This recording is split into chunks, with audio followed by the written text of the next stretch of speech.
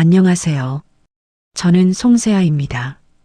올해 72이고 그저 평범한 노년을 보내고 있었습니다. 남편 김만석은 75살로 오랫동안 택시를 몰았던 사람입니다. 은퇴한 지 벌써 5년이 지났네요. 15년 전 남편이 제게 간 일부를 떼어줬습니다. 그날 이후 전 남편에게 늘 감사했고 남편은 그저 당연하다고 했습니다. 그 일이 있고 나서 우리는 더 끈끈해졌어요. 서로를 더 아끼게 됐죠. 하지만 세월은 어쩔 수 없나 봅니다. 남편은 당뇨를 오래 앓았어요. 약을 챙겨 먹어야 하는데 자꾸 깜빡했습니다. 괜찮아. 나 이거 안 먹어도 돼. 그렇게 말하면서도 오후만 되면 식은땀을 흘렸어요. 혈당이 떨어지는 시간이 있었거든요. 오후 2시에서 3시 사이 그 시간만 되면 남편은 좀 위태로웠습니다. 병원 선생님도 그러셨어요. 오후 2시에서 3시, 이 시간대가 가장 위험합니다. 혼자 두시면 안 됩니다. 그래서 전 항상 옆에 있었어요. 약 먹을 시간 되면 챙겨주고 혈당 체크도 도와주고요. 남편은 그런 제 모습을 보면서 미안하다고 했습니다. 전 그저 웃으며 말했어요. 당신이 나 살려줬잖아. 이 정도야 당연하지. 우리 며느리 서은이도 참 착했습니다. 결혼한 지 벌써 10년이 넘었는데 시집 와서 한 번도 큰 소리 낸 적이 없어요. 아들 철수가 회사 일로 바쁘면 서은이가 대신 병원에 아버님을 모시고 갔습니다. 약도 정리해주고 산책도 데리고 나가고요. 며칠 전에도 그랬습니다. 서은이가 남편을 데리고 동네를 산책했어요. 동네 슈퍼 앞에서 김 사장님이 그러시더라고요. 세아 씨 며느리가 참 좋네요. 요즘 저런 며느리 어디 있어요? 약국 앞에서도 박 선생님이 말씀하셨어요. 서은 씨 같은 며느리 둔 거 보면 세아 씨가 전생에 나라 구했나 봐요.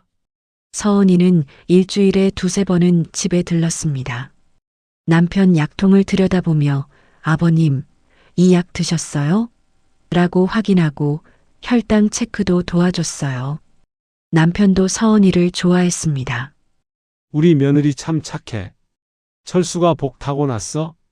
그렇게 말하곤 했죠. 그날도 평범한 날이었어요. 가을이 깊어지고 있었고 동네 친구들이 단풍놀이를 가자고 했습니다. 세아 씨, 이번 주말에 설악산 가는데 같이 갈래? 저는 남편 걱정에 망설였어요. 그런데 서은이가 먼저 말했습니다. 어머니 다녀오세요. 제가 점심때 들릴게요. 아버님 약도 챙겨드리고요. 그래도 내가 바쁜데. 괜찮아요. 어머니도 좀 쉬셔야죠. 맨날 집에만 계시잖아요.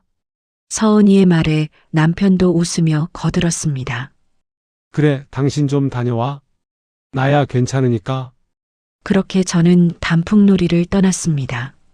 아침 일찍 친구들과 함께 버스를 탔어요. 날씨가 참 좋았습니다. 하늘은 맑았고 단풍은 붉게 물들어 있었어요. 친구들과 사진도 찍고 오랜만에 웃으며 이야기도 나눴습니다. 남편 생각이 났지만 서은이가 들른다고 했으니 괜찮을 거라 믿었어요. 점심때쯤이었어요. 오후 1시쯤 됐을까요? 제 휴대폰이 울렸습니다. 서은이었어요. 어머니, 목소리가 평소와 달랐어요. 뭔가 조심스러웠습니다. 응, 서은아. 무슨 일이야? 어머니 죄송한데요. 오늘 제가 못 갈 것 같아요. 응? 무슨 일 있어? 급한 일이 생겨서요. 회사에서 갑자기 연락이 왔어요. 정말 죄송해요. 서은이는 평소처럼 담담했어요. 목소리에 큰 감정은 없었습니다. 조금 미안해하는 것 같기도 했지만 그뿐이었어요. 아, 그래? 그럼 어쩔 수 없지. 괜찮아. 아버님 약은 저녁 때 철수가 퇴근하고 들릴 거예요. 괜찮으시죠? 그래, 알았어. 내일 잘 마무리하고. 전화를 끊었습니다. 조금 걱정이 됐어요. 남편이 오후 2시에서 3시 사이가 위험한 시간인데 하지만 철수가 들른다고 했으니 괜찮겠지. 전 다시 친구들과 이야기를 나눴습니다. 그런데 가슴 한편이 계속 불편했어요. 뭔가 찜찜했습니다. 남편이 혼자 있을 시간이 좀 길어지겠구나. 약은 챙겨 먹을까? 혈당은 괜찮을까? 오후 3시쯤 저는 남편에게 전화를 걸었습니다. 신호음이 울렸어요. 한 번, 두 번, 세 번 받지 않았습니다. 이상했어요.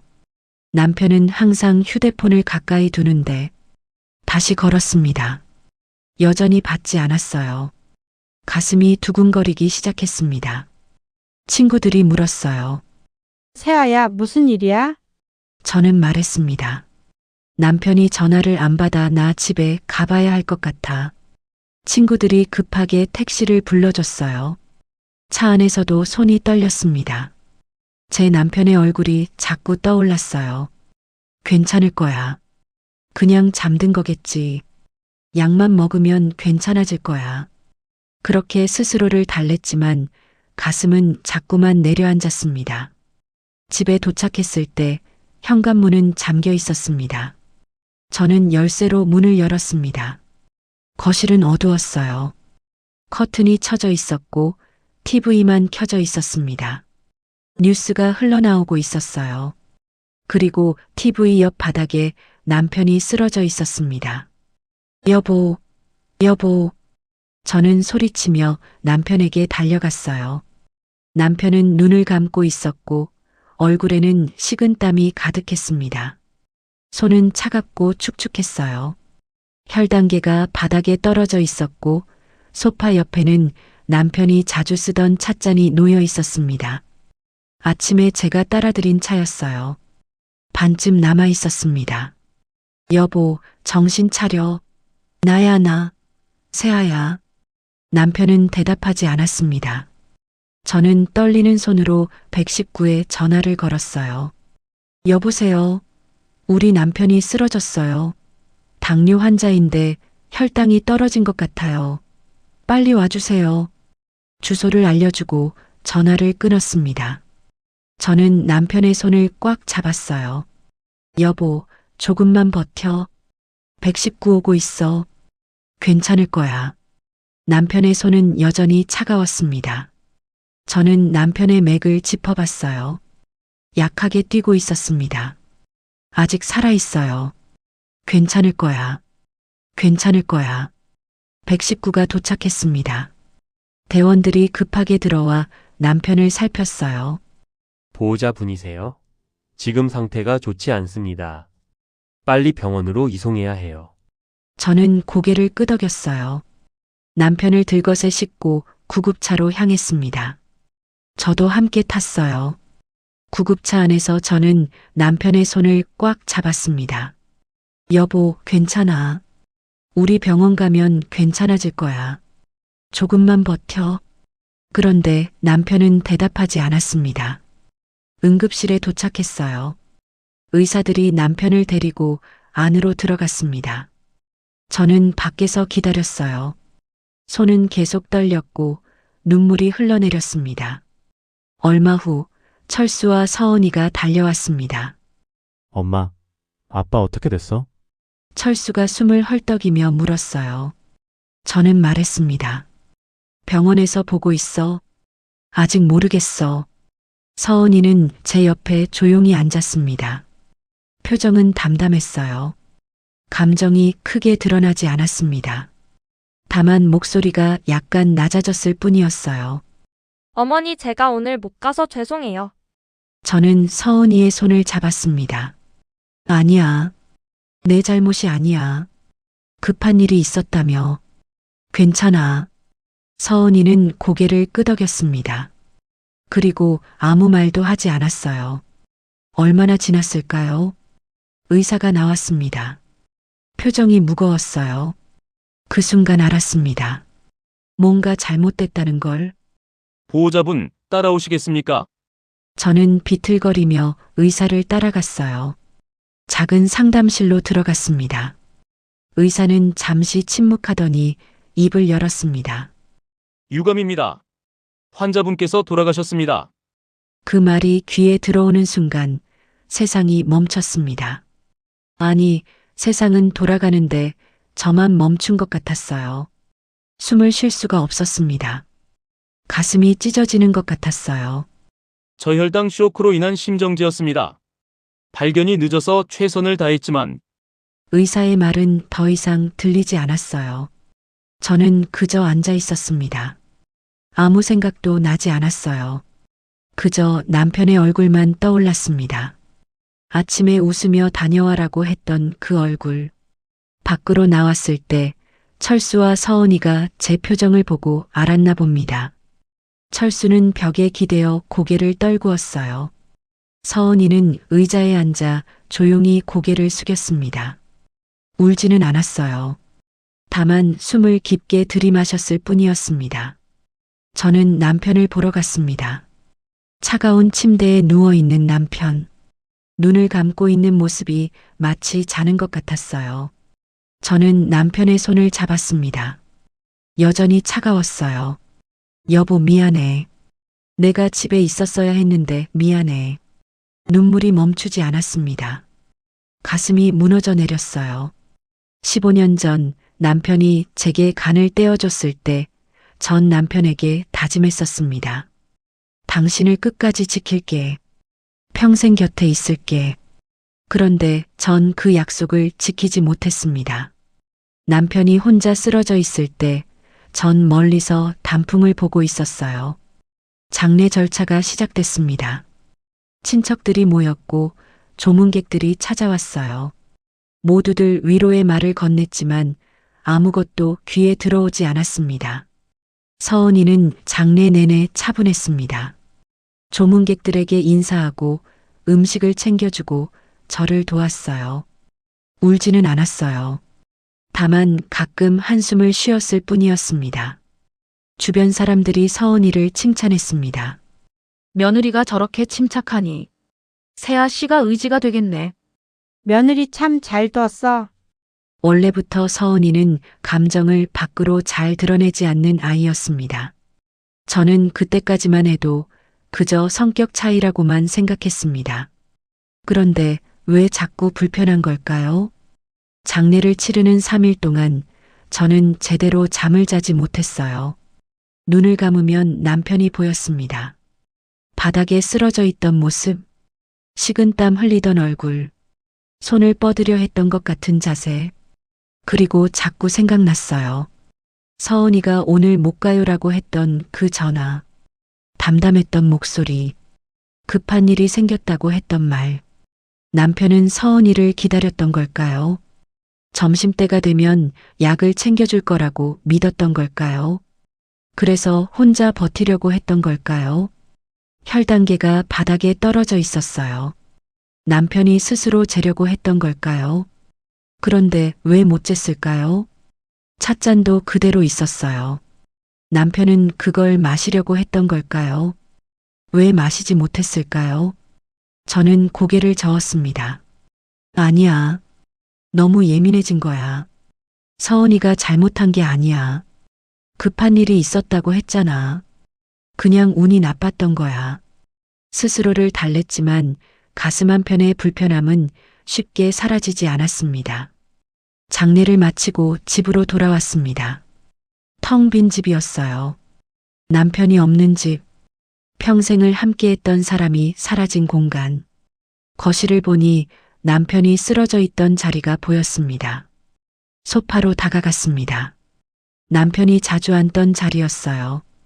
찻잔이 아직 그대로 있었습니다. 저는 찻잔을 들어 올렸어요. 차는 식어 있었고 반쯤 남아 있었습니다. 남편은 이 차를 마시고 싶었던 걸까요? 왜 마시지 못했을까요? 그날 밤 저는 남편의 옷을 꺼내 안고 울었습니다. 남편의 냄새가 아직 남아 있었어요. 여보, 왜 그랬어? 왜 혼자 버티려고 했어? 나한테 전화했으면 됐잖아. 눈물이 옷을 적셨습니다. 며칠이 지났습니다. 철수와 서은이가 자주 찾아왔어요. 밥을 챙겨주고 집 정리를 도와주고 제 이야기를 들어줬습니다. 서은이는 여전히 담담했어요. 가끔 제가 그날 못 가서 아쉬워요라고 말했지만 목소리에 큰 감정은 없었습니다. 하지만 밤이 되면 혼자 있을 때면 자꾸 그날이 떠올랐습니다. 남편이 쓰러져 있던 모습, 혈당계, 찻잔, 서은이의 전화. 오늘 못 가요. 그 전화가 몇 시였을까요? 오후 1시쯤이었어요. 그럼 남편은 그때부터 혼자였던 걸까요? 오후 2시에서 3시 사이, 위험한 시간. 남편은 그 시간을 혼자 견뎌야 했던 걸까요? 저는 고개를 저었습니다. 아니야. 이러면 안 돼. 서은이는 잘못한 게 없어. 급한 일이 있었다고 했잖아. 그냥 운이 나빴던 거야. 남편의 시간이 된 거야. 스스로를 달랬지만 가슴 한편의 불편함은 점점 커져만 갔습니다. 그리고 일주일 후 제 우편함에 한 통의 편지가 도착했습니다. 발신인도 없고 주소도 없는 편지였어요. 저는 이상하다고 생각하면서도 편지를 열었습니다. 그 안에는 한 장의 사진과 짧은 글이 있었습니다. 사진은 멀리서 찍힌 것처럼 보였어요. 압동복도에서 우리 집 베란다 쪽을 찍은 각도였습니다. 베란다 너머로 거실이 보였어요. TV가 켜져 있었고 그 옆 바닥에는 누군가 쓰러져 있었습니다. 남편이었어요. 그리고 소파에는 누군가 앉아 있었습니다. TV를 보고 있는 것처럼 보였어요. 실루엣만 보였고 얼굴은 보이지 않았습니다. 멀리서 찍은 사진이라 흐릿했지만 분명 사람이었어요. 글에는 이렇게 적혀 있었습니다. 며느리가 쓰러진 남편을 보고도 방치했습니다. 저는 그날 그걸 봤습니다. 손에서 편지가 떨어졌습니다. 온몸에 소름이 돋았어요. 심장이 미친 듯이 뛰었습니다. 이게 무슨 말일까요? 서은이가 남편을 방치했다고요?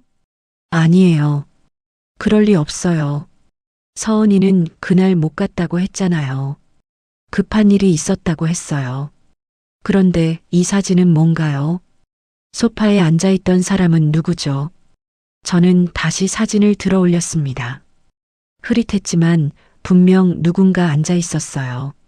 TV를 보고 있는 것처럼. 그리고 바닥에는 남편이 쓰러져 있었고 가슴이 답답했습니다. 숨쉬기가 힘들었어요. 설마 저게 서은이는 아니겠지. 그럴 리 없어요. 서은이는 그날 못 갔다고 했잖아요. 급한 일이 있었다고 했어요. 하지만 사진 속 사람은 분명 우리 집 거실 소파에 앉아 있었습니다. TV를 보고 있는 것처럼. 그리고 바닥에는 남편이 쓰러져 있었고, 아니에요. 저는 편지를 구겨버렸습니다. 이건 누군가의 장난이에요.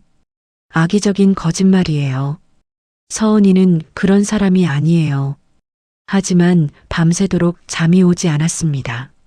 사진 속 장면이 자꾸 떠올랐어요. 소파에 앉아있던 실루엣, 남편, 쓰러진 모습, 그리고 서은이의 전화. 오늘 못 가요.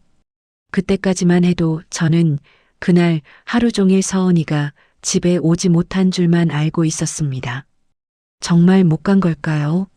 아니면 편지를 받은 다음 날 저는 잠을 제대로 자지 못했습니다. 눈을 감으면 사진 속 장면이 떠올랐어요. 소파에 앉아있던 실루엣, 쓰러져 있던 남편, TV 화면. 아침이 되어도 마음이 편하지 않았습니다. 혹시라도 하는 마음에 편지를 다시 꺼내봤어요. 사진을 자세히 들여다봤습니다. 멀리서 찍은 것처럼 흐릿했지만 분명 누군가 소파에 앉아 있었어요. 그 사람은 TV를 보고 있는 것처럼 보였고 바닥에는 남편이 쓰러져 있었습니다. 이게 정말일까요? 누군가 남편이 쓰러진 걸 보고도 아무것도 하지 않았던 걸까요? 그럼 그 사람은 누구죠? 편지에는 며느리라고 적혀 있었어요. 하지만 서은이는 그날 집에 못 갔다고 했잖아요. 저는 고개를 저었습니다. 아니야. 이건 누군가의 장난이야. 서은이를 모함하려는 거야. 그렇게 생각했지만 가슴 한편의 불안은 쉽게 가라앉지 않았습니다. 며칠 후 철수와 서은이가 집에 들렀습니다. 밥을 차려주고 집 정리를 도와줬어요. 서은이는 여전히 차분했습니다. 설거지를 하면서 말했어요. 어머니 요즘 잠은 좀 주무세요? 응, 그냥 그래. 아직 많이 힘드시죠? 당연해요. 서은이는 부드럽게 말했습니다. 감정의 기복이 없었어요. 저는 서은이를 바라봤습니다. 이 아이가 정말 그날 집에 갔던 걸까요? 남편을 보고도 아무것도 하지 않았던 걸까요? 아니에요. 그럴 리 없어요. 저는 고개를 저었습니다. 그날 밤 저는 결심했습니다. 경찰에 신고해야겠다고. 혹시 모르잖아요. 진짜로 누군가 남편을 방치했다면 그건 밝혀져야 해요. 다음 날 저는 경찰서로 갔습니다. 편지와 사진을 들고요. 접수대에 앉은 경찰관에게 말했습니다. 남편이 돌아가신 날 누군가 남편을 방치했다는 제보를 받았어요.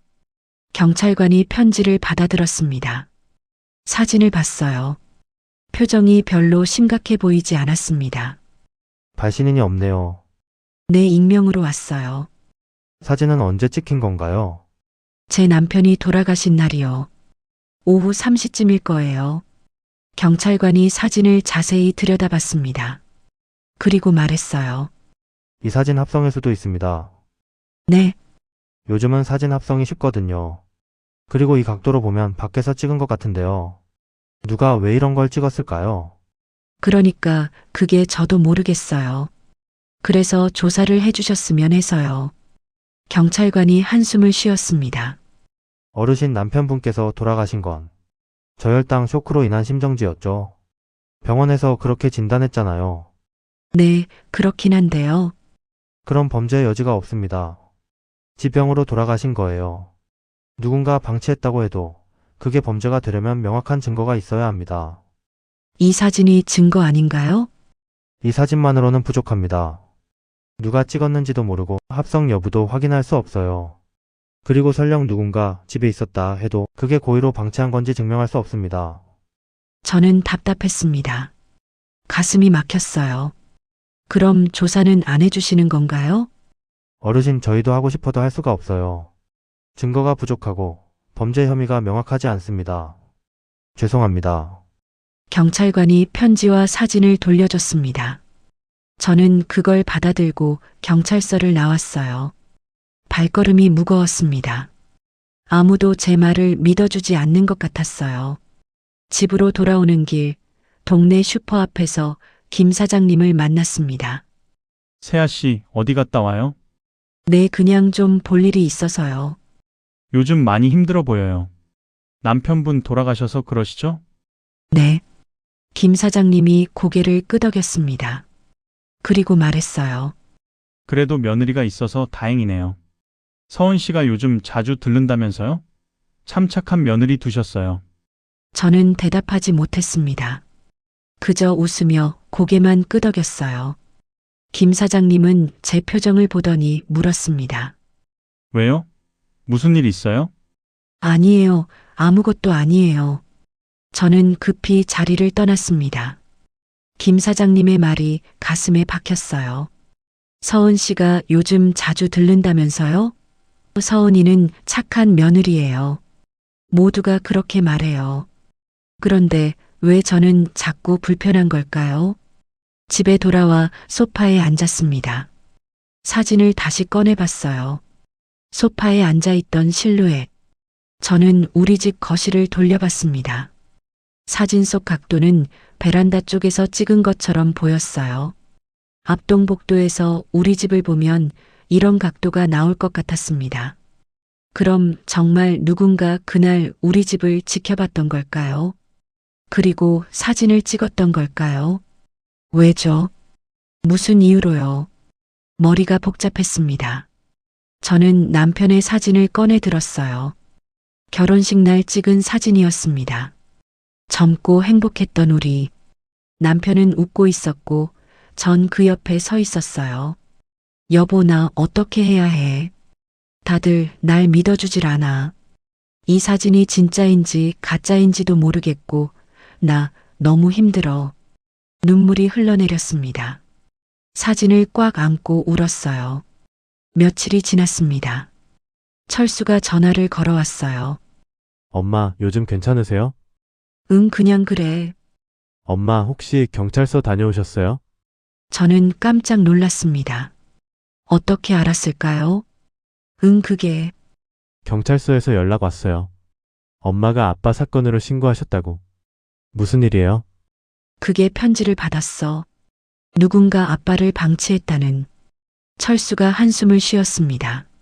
엄마, 그거 장난 아니에요? 누가 그런 편지를 보내겠어요? 사진도 있었어. 내 아빠가 쓰러진 모습이랑 소파에 누군가 앉아 있는. 엄마, 그거 합성일 수도 있어요. 요즘은 그런 거 만들기 쉽거든요. 누가 엄마를 괴롭히려고 보낸 거 아니에요? 그럼 누가 그런 걸 하겠니? 모르죠. 하지만 아빠는 지병으로 돌아가신 거잖아요. 병원에서도 그렇게 말했고. 엄마, 너무 힘드시니까 이상한 생각하시는 거 아니에요? 저는 할 말이 없었습니다. 철수도 저를 믿지 않는 것 같았어요. 엄마, 좀 쉬세요. 서은이가 자주 들를 테니까. 너무 혼자 있지 마시고요. 전화를 끊었습니다. 저는 휴대폰을 내려놓고 한숨을 쉬었어요. 아들도 제 말을 안 믿어요. 다들 저를 이상하게 보는 것 같았습니다. 그날 저녁 서은이가 집에 들렀습니다.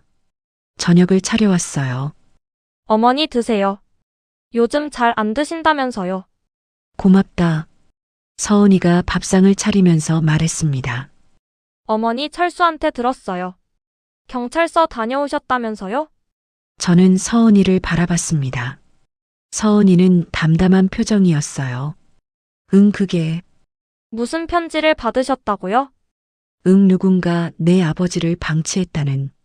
서은이가 고개를 끄덕였습니다. 표정에 큰 변화는 없었어요. 그 편지 보여주실 수 있어요? 저는 망설였습니다. 그리고 편지를 꺼내 보여줬어요. 서은이가 편지를 읽었습니다. 사진도 봤어요. 그리고 말했습니다. 어머니 이거 합성 같은데요. 제가 봐도 이상해요. 그래, 네. 그리고 이 각도로 보면 밖에서 찍은 것 같은데 누가 이런 걸 찍었을까요? 좀 이상하지 않아요? 서은이는 조심스럽게 말했습니다. 목소리에 감정은 없었어요. 그저 사실을 말하는 것처럼 들렸습니다. 그리고 어머니 혹시 요즘 잠 못 주무시죠? 응, 많이 힘드시죠? 당연해요. 아버님 돌아가시고 얼마 안 됐는데. 서은이가 제 손을 잡았습니다. 따뜻했어요. 어머니 제 생각엔 어머니가 너무 힘드셔서 이상한 생각을 하시는 것 같아요. 이 편지는 누군가 장난으로 보낸 거예요. 아버님은 지병으로 돌아가신 거고요. 저는 서은이를 바라봤습니다. 서은이는 진심으로 걱정하는 것처럼 보였어요. 그런데 왜 자꾸 불편한 걸까요? 그리고 어머니 혹시 병원 상담 같은 거 받아보시는 건 어떠세요? 병원? 네. 정신과는 아니고요. 그냥 마음 상담 같은 거요. 요즘은 많은 분들이 받으시거든요. 어머니처럼 배우자 잃으신 분들은 특히 도움이 많이 된대요. 나 그런 거 필요 없어. 어머니 부담 갖지 마세요. 그냥 이야기 나누는 거예요. 제가 좋은 선생님 아는데 소개해드릴까? 저는 고개를 저었습니다. 괜찮아. 나 혼자 할 수 있어. 알겠어요.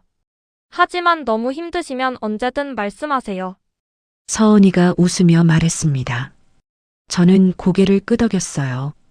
서은이가 돌아간 후 저는 다시 혼자가 됐습니다.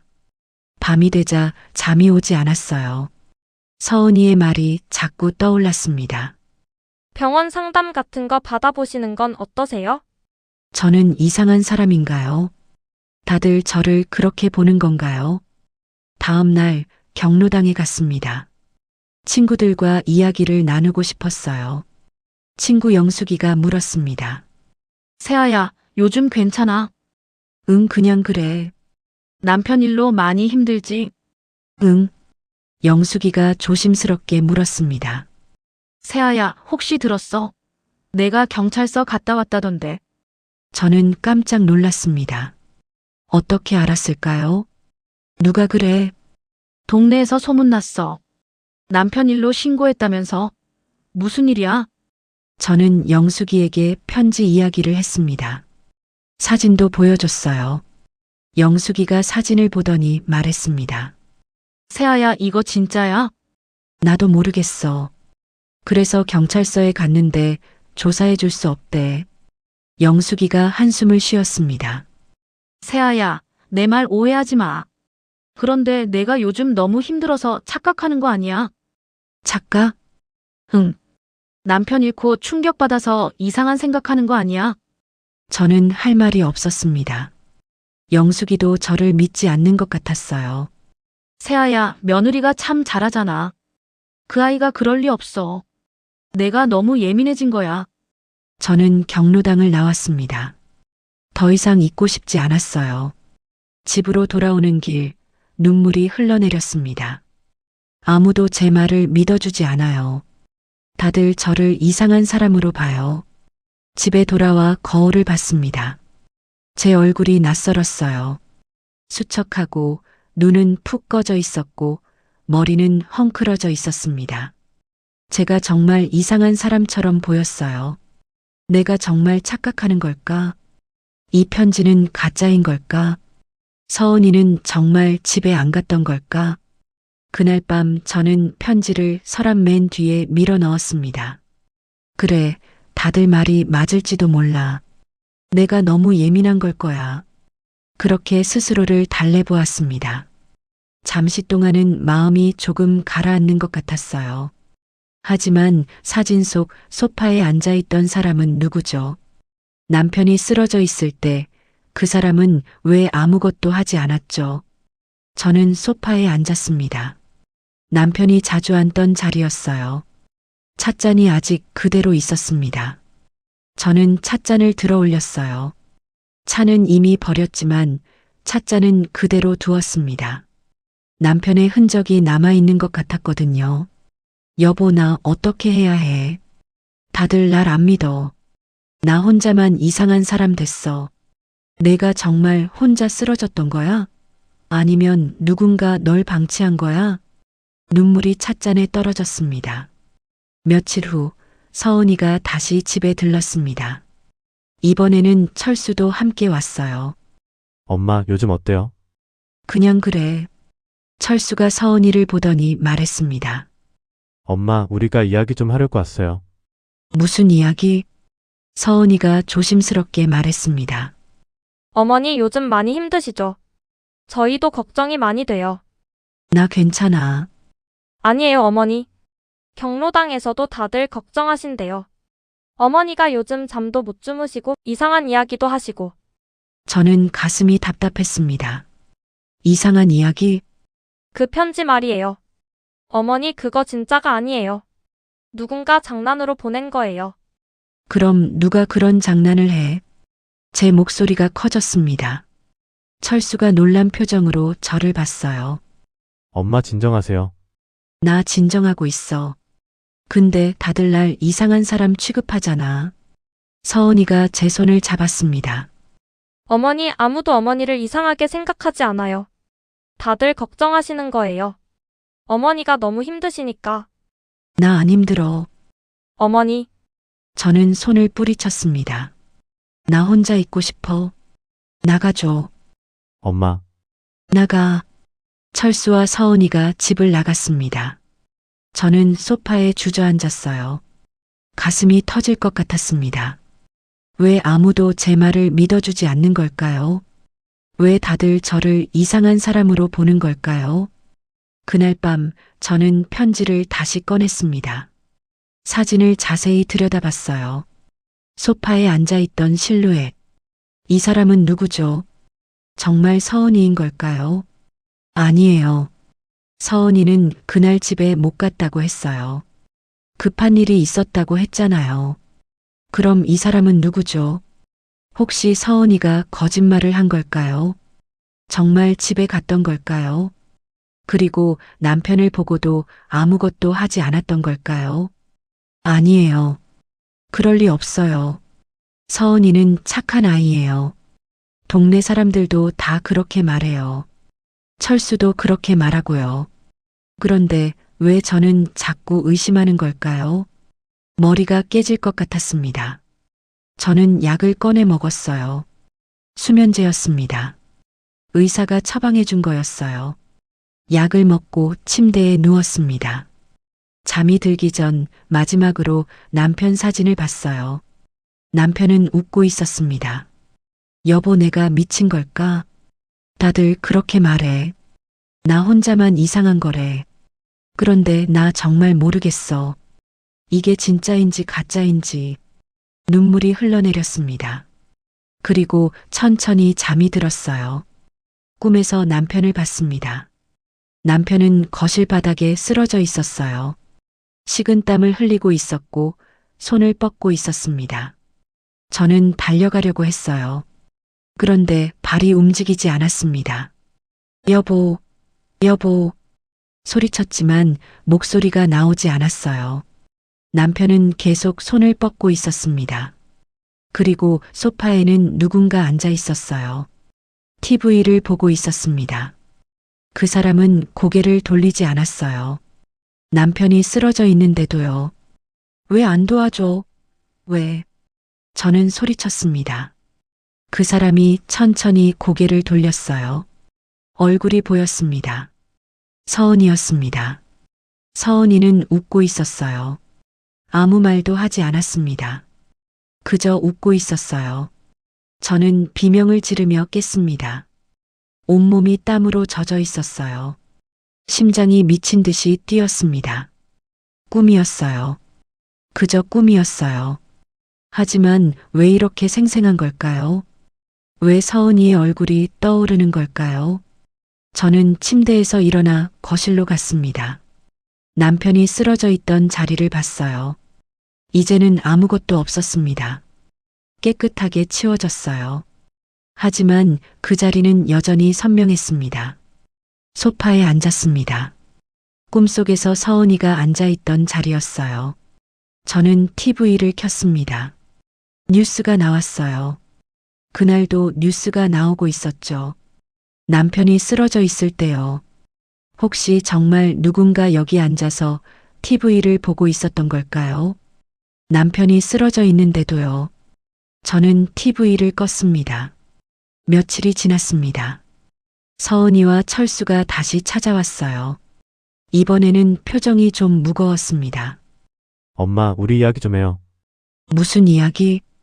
철수가 서은이를 보더니 말했습니다.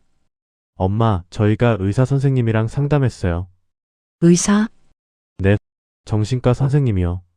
엄마 증상 말씀드렸더니 증상? 나 아픈데 없어. 엄마 진정하세요. 선생님 말씀으로는 엄마가 지금 트라우마 때문에 힘드신 거래요. 배우자 잃고 나서 흔히 나타나는 증상이래요.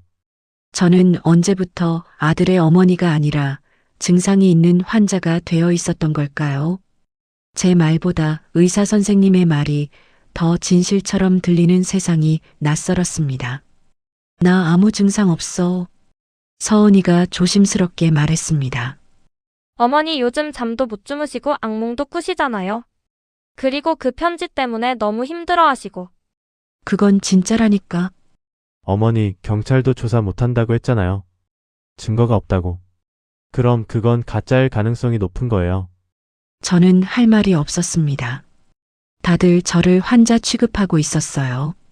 엄마, 선생님이 한번 상담 받아보시라고 했어요. 약도 처방해 주신대요. 그럼 좀 나아지실 거예요. 나 약 안 먹어. 엄마, 나 정상이야. 다들 왜 날 이상한 사람 취급해? 제 목소리가 커졌습니다. 철수가 당황한 표정으로 저를 봤어요. 엄마, 아무도 엄마를 이상하다고 안 했어요. 그냥 좀 쉬시라는 거예요. 나 안 쉬어. 나 혼자 있을래. 철수와 서은이가 다시 나갔습니다. 저는 소파에 무너져 내렸어요. 눈물이 흘러내렸습니다. 왜 아무도 제 말을 믿어주지 않는 걸까요? 제가 정말 미친 걸까요? 이 편지는 가짜인 걸까요? 어쩌면 다들 말이 맞을지도 모릅니다. 내가 너무 예민해져서 없는 그림자를 만들어내고 있는 건지도 몰라요. 그런데도 한쪽 구석에서는 자꾸만 속삭입니다. 아니야. 누군가는 분명 알고 있어. 너만 미친 게 아니야. 그 작은 목소리 하나만 붙잡고 저는 또 하루를 버티고 있었습니다. 저는 이제 혼자였습니다. 그날 이후 제 일상은 천천히 무너져 내렸습니다. 경로당에도 가지 않았어요. 친구들을 만나고 싶지 않았습니다. 다들 저를 이상하게 볼 것 같았거든요. 동네 슈퍼에도 가지 않았어요. 김 사장님이 뭐라고 할까봐 두려웠습니다. 집에만 있었어요. 하루 종일 소파에 앉아 있었습니다. 남편이 쓰러져 있던 자리를 바라보고 사진을 꺼내보고 다시 넣고 그런 일들만 반복했어요. 밥도 제대로 먹지 못했습니다. 입맛이 없었어요. 잠도 못 잤어요. 자려고 하면 악몽이 찾아왔습니다. 남편이 쓰러져 있고 소파에 서은이가 앉아 있는 꿈이었어요. 철수가 가끔 전화했습니다. 엄마, 괜찮으세요? 저는 괜찮다고 대답했어요. 하지만 괜찮지 않았습니다. 일주일쯤 지났을까요? 서은이가 집에 들렀습니다. 이번에는 혼자 왔어요. 어머니 안색이 안 좋으세요. 밥은 드세요? 응, 먹고 있어. 거짓말. 냉장고 봤는데 아무것도 없던데요. 서은이가 부엌으로 갔습니다. 무언가를 꺼내더니 죽을 끓이기 시작했어요. 저는 소파에 앉아 있었습니다. 어머니 철수가 걱정 많이 해요. 저도요. 나 괜찮아. 괜찮지 않으세요. 어머니 솔직히 말씀드릴게요. 제가 병원 선생님이랑 다시 이야기했어요.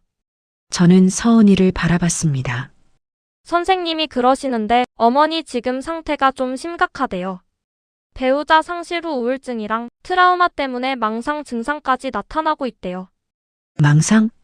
네, 그 편지 말이에요. 어머니가 계속 그걸 진짜라고 믿으시는 게 선생님 말씀으로는 트라우마 때문에 생긴 망상일 수 있대요. 저는 할 말이 없었습니다. 어머니, 제 생각엔 어머니가 잠깐 병원에서 쉬시는 게 좋을 것 같아요. 병원? 네, 입원이요. 거기서 약도 드시고 상담도 받으시고. 그럼 좀 나아지실 거예요. 나 입원 안 해. 어머니, 지금 이대로는 안 돼요. 밥도 안 드시고 잠도 안 주무시고. 이러다 어머니까지 쓰러지시면 어떡해요? 서은이는 담담하게 말했습니다. 목소리에 강요는 없었어요. 그저 걱정하는 것처럼 들렸습니다. 철수도 그렇게 생각해요. 어머니 좀 쉬셔야 한다고. 저는 고개를 저었습니다. 나 괜찮아. 입원 안 해. 어머니, 그날 서은이는 죽을 차려놓고 갔습니다. 저는 죽을 먹지 않았어요. 식욕이 없었습니다. 며칠 후 철수가 왔습니다. 서은이도 함께였어요. 그리고 낯선 남자도 한 명 있었습니다. 엄마, 이분은 정신과 선생님이세요. 왜 선생님을? 엄마, 선생님이 왕진 나와주셨어요. 엄마 상태 좀 봐주시려고. 저는 당황했습니다. 나 괜찮다니까? 어르신, 제가 몇 가지만 여쭤볼게요. 의사가 조심스럽게 다가왔습니다. 질문을 했어요. 요즘 잠은 어떤지, 식사는 하는지, 기분은 어떤지. 저는 대답했습니다. 괜찮다고, 잘 자고 있다고, 잘 먹고 있다고. 하지만 의사는 고개를 저었습니다. 어르신, 솔직히 말씀하시는 게 좋습니다. 아드님 말씀으로는 밤마다 악몽을 꾸신다고 하던데요. 그건 가끔. 그리고 남편분이 방치되었다는 편지를 계속 믿고 계시다고요? 저는 대답하지 못했습니다. 의사가 한숨을 쉬었습니다. 어르신, 지금 상태로는 혼자 계시기 어려울 것 같습니다. 입원 치료를 권합니다. 나 입원 안 해. 어르신, 나가. 다들 나가. 저는 소리쳤습니다. 철수가 놀란 표정으로 저를 봤어요. 엄마, 나가라니까? 의사가 철수에게 뭔가 말했습니다. 그들은 잠시 밖으로 나갔어요. 저는 소파에 앉아 떨고 있었습니다. 얼마 후 그들이 다시 들어왔습니다. 의사가 말했습니다. 어르신 보호자 동의하에 입원 절차를 진행하겠습니다. 뭐, 아드님께서 동의하셨습니다. 어르신 안전을 위해서입니다. 제 인생에서 단 한 번도 내 뜻이 이렇게 쉽게 지워진 적은 없었습니다. 의사와 아들, 며느리의 서명 몇 장으로 저는 하루아침에 위험한 사람이 되어 있었습니다. 나 안 가. 나 괜찮다니까. 하지만 그들은 듣지 않았습니다. 짐을 챙기라고 했어요. 저는 저항했습니다. 하지만 소용없었어요. 서은이가 제 옆에 앉았습니다. 어머니 잠깐만이에요. 좀 쉬다 오시는 거예요. 저희가 다 처리할게요. 어머니는 그냥 푹 쉬세요. 서은이는 울지 않았습니다. 표정도 크게 변하지 않았어요. 그저 담담하게 말했습니다. 저는 차에 실려 병원으로 갔습니다. 폐쇄병동이었어요. 문이 잠겨 있었고 나갈 수 없었습니다. 병실에 누웠습니다. 창밖을 봤어요. 하늘이 보였습니다. 자유롭게 날아가는 새들이 보였어요. 저는 이제 새장 속 새가 된 것 같았습니다. 며칠이 지났는지 모르겠어요. 시간 감각이 없었습니다. 가끔 철수가 면회를 왔습니다. 엄마 괜찮으세요? 저는 고개를 끄덕였어요. 하지만 괜찮지 않았습니다. 서은이도 한 번 왔습니다. 어머니 좀 어때요? 나 언제 나가? 선생님이 좀 더 있어야 한대요. 어머니 상태가 아직. 나 괜찮아. 나 나가야 해. 어머니 조금만 참으세요. 밖에서 저희가 다 처리하고 있어요. 뭘 처리해? 집 관리하고 서류 정리하고요. 어머니는 걱정 안 하셔도 돼요. 저는 뭔가 불안했습니다. 하지만 물어볼 힘도 없었어요. 약 때문에 머리가 멍했습니다. 한 달이 지났을까요? 의사가 말했습니다. 많이 좋아지셨습니다. 퇴원 가능합니다. 저는 집으로 돌아왔습니다. 집은 깨끗했어요. 서은이가 정리해 놨나 봐요. 하지만 뭔가 달랐습니다. 제 물건들이 정리되어 있었어요. 서랍 안도 정리되어 있었고 서류들도 정돈되어 있었습니다. 저는 통장을 찾았습니다. 없었어요. 카드도 없었습니다. 등기권리증도 찾을 수 없었어요. 전화를 걸었습니다. 철수에게. 철수야, 내 통장 어디 있어? 엄마 그거 제가 보관하고 있어요. 왜? 엄마 선생님이 그러시는데 엄마가 아직 혼자 관리하시기 어렵대요. 그래서 제가 당분간 관리하기로 했어요. 뭐? 엄마 걱정 마세요. 필요한 거 있으면 말씀하세요. 제가 다 해드릴게요. 전화가 끊겼습니다. 저는 멍하니 서 있었어요. 제 돈을 제가 쓸 수 없다고요? 제 집인데 제가 관리할 수 없다고요? 저는 서류를 찾았습니다. 혹시 뭔가 바뀐 게 있나 해서요. 그리고 발견했습니다. 후견인 서류였어요. 제 이름 옆에 철수의 이름이 적혀 있었습니다. 손이 떨렸습니다. 이게 무슨 일이죠? 제가 입원해 있는 사이에 이런 일이 벌어진 건가요? 그날 저녁 초인종이 울렸습니다. 서은이었어요. 어머니 안녕하세요. 집에 오셨다고 해서 왔어요. 서은이가 들어왔습니다. 손에 무언가 들고 있었어요. 차였습니다. 어머니 차 한잔 하세요. 제가 좋은 거 가져왔어요. 서은이가 부엌으로 갔습니다. 물을 끓이더니 차를 우렸어요. 그리고 찻잔에 따랐습니다. 남편이 자주 쓰던 그 찻잔이었어요. 서은이가 찻잔을 제게 건넸습니다. 그리고 마주 앉았어요. 어머니 많이 힘드셨죠? 저는 대답하지 않았습니다. 어머니 제가 솔직히 말씀드릴게요. 서은이의 목소리가 달라졌습니다. 여전히 담담했지만 뭔가 다른 느낌이었어요. 그 편지요. 어머니가 받으신 그 편지. 저는 서은이를 바라봤습니다. 그거요, 제가 보낸 거예요. 심장이 멈춘 것 같았습니다. 뭐라고? 사진도요. 제가 찍게 한 거예요. 아는 사람한테 부탁했어요. 그날 아버님 쓰러지신 거 찍어달라고요. 숨을 쉴 수가 없었습니다. 왜 그런 짓을? 서은이가 찻잔을 들었습니다. 한 모금 마셨어요. 그리고 말했습니다. 어머니, 그날 제가 집에 갔었어요. 아버님한테요. 뭐? 점심 때요. 어머니한테는 못 간다고 말했지만 실제로는 갔어요. 저는 떨리기 시작했습니다.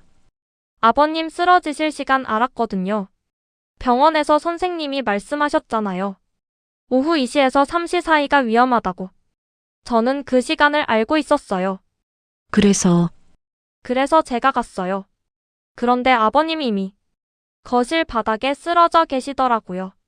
숨은 아직 붙어 있었어요. 힘겹게 헐떡이면서요. 서은이는 표정 변화가 없었습니다. 그저 사실을 말하는 것처럼 담담했어요. 그래서 저는 소파에 앉았어요. TV를 켰어요. 그리고 그냥 지켜봤어요. 기다렸다고? 네. 아버님이 어떻게 되시나 보려고요. 눈물이 흘러내렸습니다. 믿을 수가 없었어요. 왜 그런 짓을? 어머니도 엄마가 소중하잖아요? 서은이가 저를 바라봤습니다. 저도요. 저도 우리 엄마가 소중해요. 그게 무슨 상관이? 우리 엄마요, 지금 빚에 허덕이고 있어요. 근데 돈이 없어요. 2억이 필요한데 저희한테는 그런 돈 없어요. 서은이의 목소리가 조금 떨렸습니다. 하지만 여전히 담담했어요. 그래서 생각했어요. 어떻게 하면 그 돈을 마련할 수 있을까? 그리고 알았어요. 어머니가 계시잖아요. 어머니 재산이요. 내 재산을, 내 남편을 죽이고 내 재산을. 죽인 건 아니에요. 그냥 방치했을 뿐이에요. 아버님은 원래 지병이 있으셨잖아요. 저는 그냥 도와드리지 않았을 뿐이에요. 서은이는 여전히 찻잔을 들고 있었습니다. 그리고 편지를 보냈어요. 어머니가 의심하시게요. 그럼 어머니가 혼란스러워 하실 거잖아요. 아무도 안 믿어줄 거고요. 너. 어머니가 아무리 말해도 누가 믿겠어요? 저는 평소에 얼마나 잘했는데요. 동네 사람들도 다 알잖아요. 제가 얼마나 효부인지요. 서은이가 미소를 지었습니다. 그리고 어머니를 병원에 보냈어요. 정신이상자로요. 그럼 후견인 서류 처리하기 쉽거든요. 이제 어머니 재산은 철수가 관리해요. 철수는 제 남편이고요. 저는 아무 말도 할 수 없었습니다. 숨 쉬는 것조차 버거웠어요. 어머니, 저도 어쩔 수 없었어요. 우리 엄마를 살려야 했으니까요. 어머니도 이해하시죠? 엄마가 소중한 거요. 서은이가 찻잔을 내려놓았습니다. 이제 서로 편하죠? 어머니. 서은이가 일어났습니다. 현관으로 향했어요. 문을 열고 나가려다가 돌아봤습니다. 아, 그리고 어머니. 혹시 누구한테 말씀하시려고 하시면 소용없어요. 어머니는 이미 정신이상자로 기록되어 있거든요. 누가 믿겠어요? 서은이가 나갔습니다. 문이 닫혔어요. 저는 그 자리에 그대로 앉아 있었습니다. 찻잔이 앞에 있었어요. 남편이 자주 쓰던 찻잔. 그 찻잔에 서은이가 따른 차가 담겨 있었습니다. 모든 게 무너졌습니다. 제 남편은 죽었어요. 제 재산은 빼앗겼어요. 제 존엄은 짓밟혔어요. 제 목소리는 아무도 믿지 않아요. 저는 정신이상자가 되었습니다. 며느리의 계획대로요. 눈물이 흘러내렸습니다. 가슴이 찢어지는 것 같았어요. 남편의 얼굴이 떠올랐습니다. 쓰러져 있던 모습이요. 그 옆 소파에 서은이가 앉아 TV를 보고 있었다는 사실이요. 저는 찻잔을 바라봤습니다. 그리고 천천히 들어 올렸어요. 한 모금 마셨습니다. 평범한 보리차 맛이었지만 혓바닥 위에서는 이상하게도 쓰디쓰게 느껴졌습니다. 남편이 마지막으로 마시려 했던 차처럼요. 저는 그렇게 빈집에 혼자 남겨졌습니다. 진실을 알지만 아무도 믿어주지 않는 진실과 함께요.